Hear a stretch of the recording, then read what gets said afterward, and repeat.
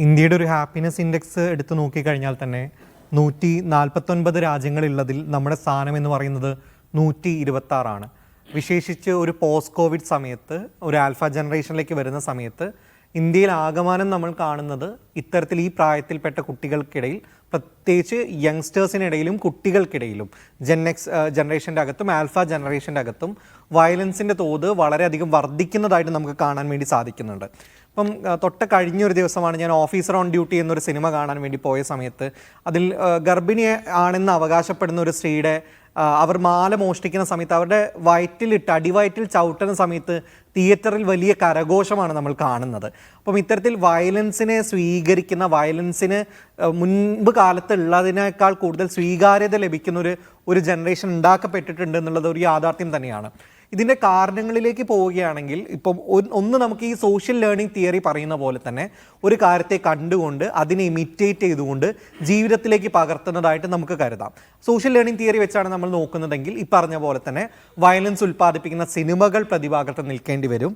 ഒപ്പം തന്നെ നിരന്തരം ഇമേഴ്സീവ് ആയിട്ടുള്ള വീഡിയോ ഗെയിമുകൾ വിർച്വൽ റിയാലിറ്റിയുടെ ലോകത്ത് വളരെയധികം ഇമേഴ്സീവ് ആയിക്കൊണ്ട് കുട്ടികളെ കൊണ്ടുപോകുന്ന വയലൻസ് വളരെ സ്വാഭാവികമായി ഗണ്ണടക്കമുള്ള മൾട്ടിപ്പിൾ ആയിട്ടുള്ള ഫാക്ടറുകൾ ഉപയോഗിച്ചുകൊണ്ട് വയലൻസിനെ പെർപച്വേറ്റ് ചെയ്യുന്ന വീഡിയോ ഗെയിമുകൾ ഒരു കാര്യമായിട്ട് പറയാം.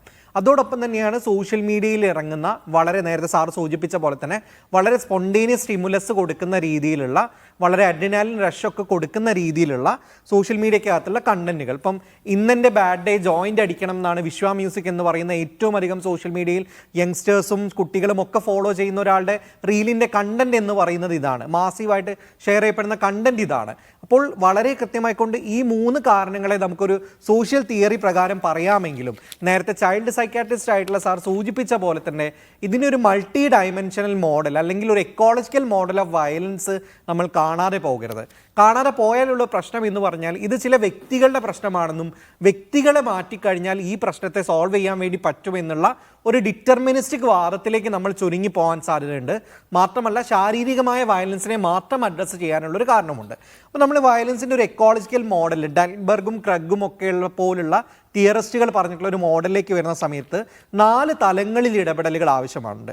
ഒന്ന് വ്യക്തി തലത്തിലാണ്. അതൊരു പക്ഷേ വളർച്ചാഘട്ടത്തിൽ ഉണ്ടാകുന്ന കുട്ടിയുടെ അനുഭവങ്ങൾ നാർസിസ്റ്റിക് പേഴ്സണാലിറ്റി ഡിസോർഡറോ ബോർഡർലൈൻ പേഴ്സണാലിറ്റി ഡിസോർഡർ അടക്കമുള്ള ഡിസോർഡറുകൾ, ഡ്രഗ് അബ്യൂസ് പോലുള്ള വ്യക്തിതലത്തിലുള്ള പ്രശ്നങ്ങൾ ഇതിൽ പ്രധാനപ്പെട്ട ഒരു കാര്യം തന്നെയാണ്. അവിടെ വ്യക്തിപരമായിട്ടുള്ള സൈക്കോളജിക്കൽ അസിസ്റ്റൻസ് അടക്കമുള്ള കാര്യങ്ങൾ സ്റ്റേറ്റിൻ്റെ കൂടി ഇടപെടലുകളിൽ നടപ്പിലാക്കേണ്ടതിൻ്റെ വളരെ പ്രധാനപ്പെട്ട ആവശ്യകതയുണ്ട്. രണ്ടാമത്തതൊന്ന് ബന്ധങ്ങളുടെ തലത്തിലാണ്. വൈവാഹിക ജീവിതത്തിലുണ്ടാവുന്ന പ്രശ്നങ്ങൾ, സൗഹൃദങ്ങൾ പലപ്പോഴും ഇന്ന് നമ്മൾ കണ്ട പോലെ തന്നെ വിർച്വൽ റിയാലിറ്റിയിലെ ഗ്യാങ്ങുകളായി മാറുന്നത്, പാരൻറ്റിങ് ഒട്ടുമില്ലാത്ത നെഗ്ലക്ഷൻ നടക്കുന്നു. അതേ സമയത്ത് ഹെലികോപ്റ്റർ പാരൻറ്റിങ് എന്നുള്ള രീതിയിൽ വളരെ സ്ട്രിഞ്ചൻ്റ് ആയിട്ടുള്ള പാരൻറ്റിങ് നടക്കുന്നു.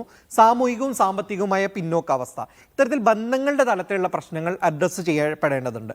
മറ്റൊന്ന് സമുദായ തലത്തിൽ അല്ലെങ്കിൽ കമ്മ്യൂണിറ്റി തലത്തിലുള്ള പ്രശ്നങ്ങളാണ്. വിക്ടിമിനെ കെയർ ചെയ്തുകൊണ്ട് അദ്ദേഹത്തെ റിഫോർമേറ്റ് ചെയ്യുന്ന തലത്തിലുള്ള സംവിധാനങ്ങളുടെ അപര്യാപ്തത, ഡ്രഗ് ട്രേഡ്, ദാരിദ്ര്യം, സാമൂഹ്യപരമായ ഒറ്റപ്പെടൽ, ഇതൊക്കെ തന്നെ ഇത്തരം പ്രശ്നങ്ങൾക്ക് കാരണമാവുന്നു. അവസാനത്തെ ഒരു തലം എന്ന് പറയുന്നത് സാമൂഹികമായുള്ള തലമാണ്. ആ തലത്തിനകത്ത് സ്റ്റേറ്റിന് തീർച്ചയായിട്ടും ഇൻ്റർഫെയർ ചെയ്യാനുണ്ട്.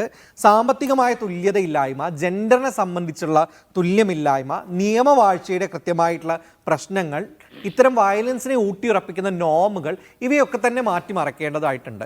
പലപ്പോഴും സംഭവിക്കുന്ന ഒരു പ്രശ്നം എന്ന് പറഞ്ഞു കഴിഞ്ഞാൽ ഇൻ്റർപേഴ്സണൽ വയലൻസിനെയും സ്വയം നമ്മളോട് ചെയ്യുന്ന സൂയിസൈഡ് പോലുള്ള വയലൻസിനെയും അഡ്രസ്സ് ചെയ്യാൻ വേണ്ടി സ്റ്റേറ്റ് മെക്കാനിസംസ് പലപ്പോഴും അപര്യാപ്തമാകുന്നു എന്നുള്ളത് ഒരു യാഥാർത്ഥ്യമാണ്.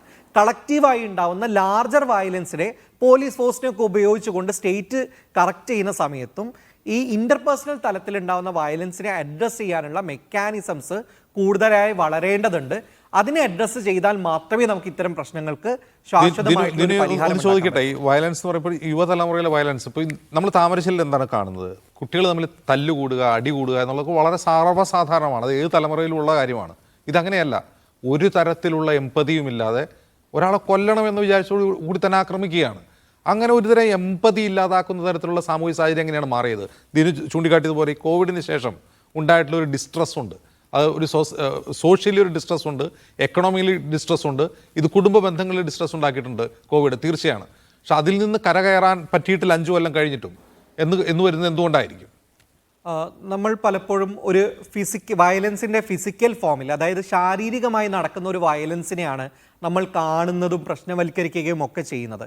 ആ ഘട്ടത്തിലേക്ക് ഒരു കുട്ടിയോ ഒരു യുവാവോ എത്തുന്നതിന് മുമ്പ് പല ഘട്ടങ്ങളിലായി മൈക്രോ അഗ്രഷൻ്റെ പല പാറ്റേണുകൾ അവർ കാണിക്കാനുള്ള സാധ്യതകളുണ്ട്.